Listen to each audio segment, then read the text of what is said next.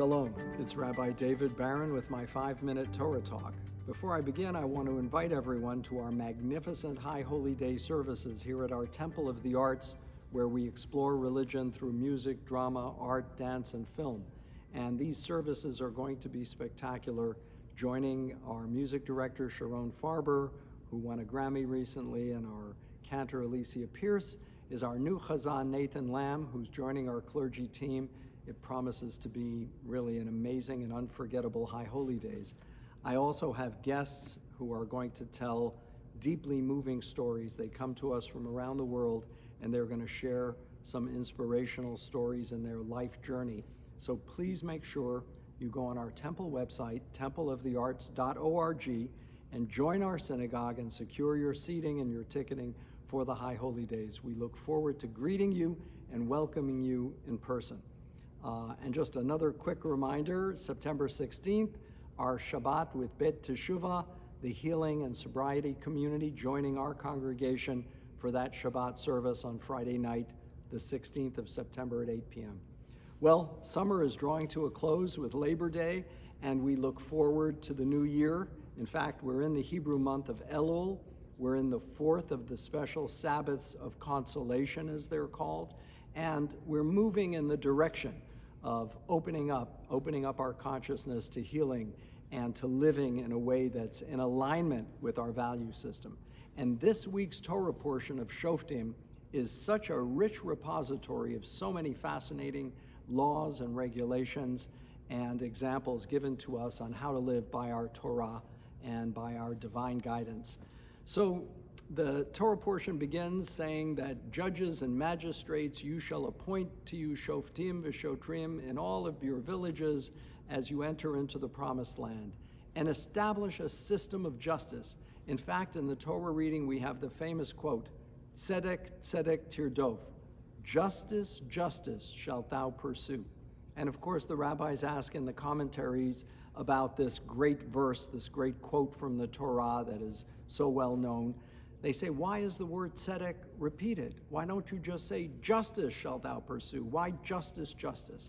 And the answer that's frequently given is that it should be one system of justice, whether you're rich or poor, whether you're a famous athlete or you never made it into the minor leagues, whether you're a celebrity or a non-celebrity, whether you're a Republican or a Democrat. It can't be two unequal systems of justice. It must be one system of justice meted out fairly and equitably to all. And that is the foundation of Judaism, really. Justice that's meted out fairly. You know, unlike the Greek structure as outlined in Plato's Republic, where everyone had their unique place in civilization, the rich were rich, the poor were poor, the workers were workers. In Judaism, we respected the uniqueness and personality of every individual. And so justice had to be meted out fairly. Also in the Torah reading, there's a warning against bribery, because bribery can blind the eyes of justice. And so the Torah very strictly refers to that. Also in the Torah reading, a very fascinating series of laws about how someone is convicted of a crime.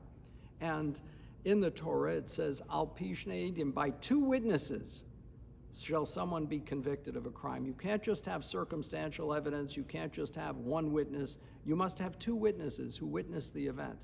And actually, the Talmud goes on to explain that those two witnesses, seeing somebody about to commit an act, have to give that person a warning. Don't do that. That's wrong. You will be convicted of a crime if you do so. And giving a warning is a very important part of that. As well as in the Torah reading, it describes plotting witnesses. And I remember studying this tractate of the Talmud with one of my great teachers, Rabbi Altutsky, who taught us Gemara, who taught us Talmud. And he was a very famous teacher and very renowned for another reason. He was the chief mashgiach, the chief supervisor for Hebrew national salami. So his signature was on every package of Frankfurters and salamis, Rabbi Yehuda Leib Altutsky. And he was a wonderful Talmud teacher. And he taught this section of Makot, known as floggings. And we studied the chapter based on the Torah reading this week about plotting witnesses. What if two people get together and say, hey, this guy's business is affecting us. Let's claim that he's a thief.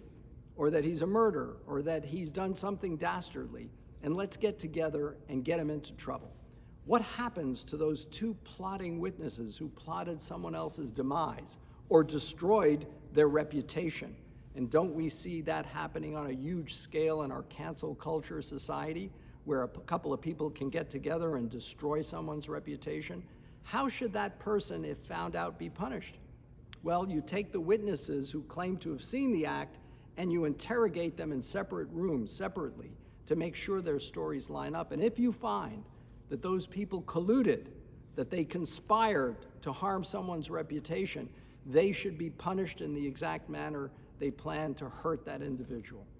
Really interesting insights into how people should live and how we conduct our laws and our civilization. We're told about tzedek, about righteousness, that the famous quote from the prophet, to walk in righteousness. What does God want of us? 3 things: do justly, love mercy, walk humbly with God. Do justice, do justly is the first one. That justice is so essential to living in a civilized world. And we know that we don't just mete out justice, we ask God to mete out justice balanced with mercy. The two qualities or components go together. You can't just strictly mete out justice and not show compassion and mercy and forgiveness as well.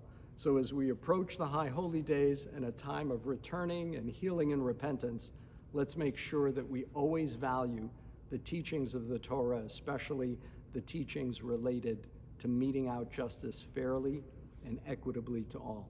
I wish you a Shabbat Shalom.